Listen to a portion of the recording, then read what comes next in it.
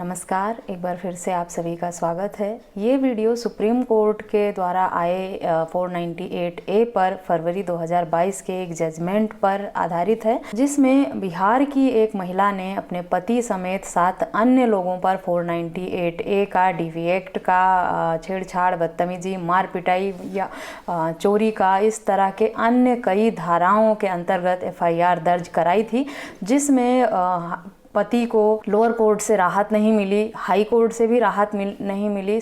जब पति ने सुप्रीम कोर्ट में याचिका लगाई तो सुप्रीम कोर्ट ने पूरी बात को समझते देखते हुए पति के हक में फैसला किया, जिसमें पति को राहत मिली और उसके हक में ही फैसला दिया गया। डिटेल में अगर आप जानकारी इस टॉपिक पर चाहते हैं या इसी तरह का संबंधित मामला आपके परिवार, आपके मित्र या आपके साथ चल रहा है तो इस वीडियो को अंत तक जरूर देखें, ताकि इसमें बताई गई जानकारी और जजमेंट का इस्तेमाल करके आप अपने केस में मदद ले सकें। जैसा कि 498A DV एक्ट और 125 के मामले लगातार बढ़ते जा रहे हैं और इसका उपयोग पत्नियां हथियार की तरह करती हैं, जैसा कि इस जजमेंट में भी सुप्रीम कोर्ट ने यह साफ कहा है कि ससुराल पक्ष को और रिश्तेदारों को परेशान करने के लिए ही सिर्फ ये FIR दर्ज कराई गई थी। संबंधित जजमेंट में सुप्रीम कोर्ट ने इस बात का हवाला दिया है और इसके साथ ही पति के हक में फैसला किया है।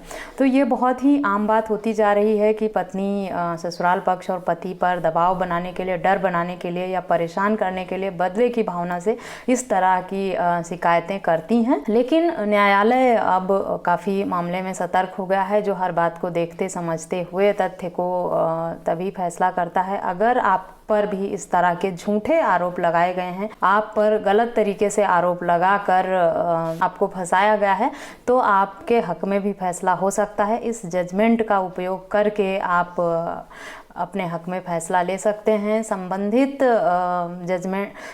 मामले का जजमेंट जो है उसे मैं डिस्क्रिप्शन बॉक्स में दे दूंगी, वहां से डाउनलोड करके आप डिटेल में पढ़ सकते हैं और इसी से मिलता जुलता अगर आपका केस है तो आप इसका लाभ भी अपने केस में ले सकते हैं। इसमें 2017 में शादी हुई थी महिला की और शादी के कुछ दिनों बाद ही पति पत्नी के बीच में विवाद उत्पन्न हो गया था, जिसके बाद पत्नी ने पति के खिलाफ, पति और ससुराल पति के खिलाफ कंप्लेन की थी, जिसमें समझौता होकर पत्नी फिर वापस आ गई थी घर। उसके बाद 2019 में पत्नी ने दोबारा से अपने पति और अन्य ससुराल पक्ष और रिश्तेदारों के खिलाफ FIR दर्ज कराई।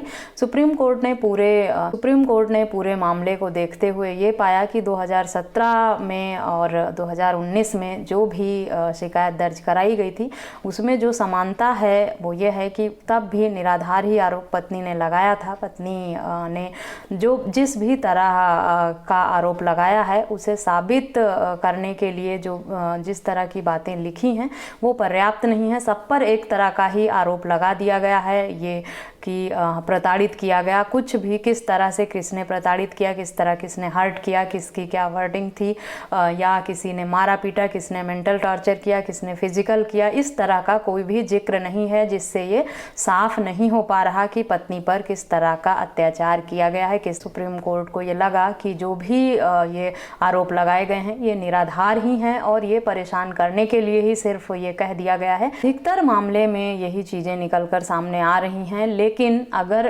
बेवजह ससुराल पक्ष को फंसाया जा रहा है तो उन्हें कोर्ट से राहत भी मिल रही है। बस आपको सिर्फ अपने बचाव में सबूत न्यायालय में पेश करने हैं, उसके बाद न्यायालय फैसला आपके हक में ही करता है। मैं भी रोज़ वीडियो जो भी बनाती हूँ जजमेंट पर आधारित, उसमें ये साफ साफ कोर्ट कहता है कि जो भी निराधार हैं, जहाँ पे पति प्रूफ कर ले गया है अपना पक्ष सही से, वहाँ पे पति के हक में ही फैसला होता है। सिर्फ इल्ज़ाम लगा देने से, आरोप लगा देने से ये साबित नहीं हो जाता कि किसी के साथ हिंसा हुई है या किसी के साथ मार पिटाई हुई है या किसी को प्रताड़ित किया गया है। उसे सिद्ध भी करना पड़ता है आरोप लगाने वाले को।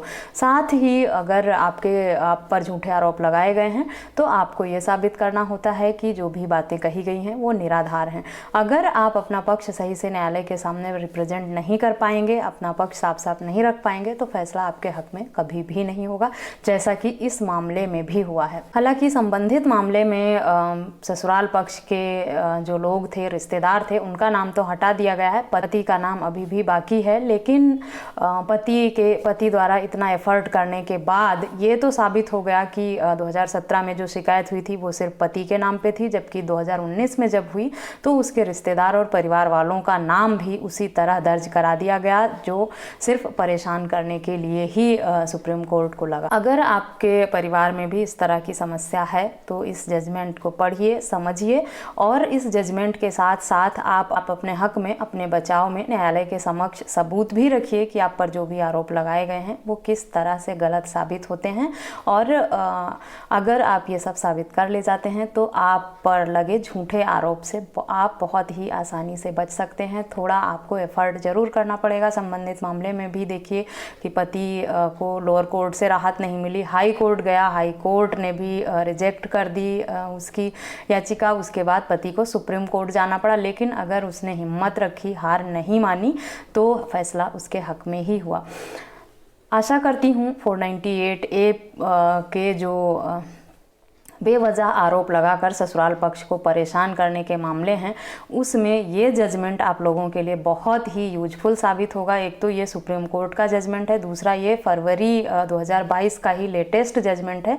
इसका फ़ायदा उठाकर आप लोग अपना बचाव कर सकते हैं, अपने हक में न्याय पा सकते हैं।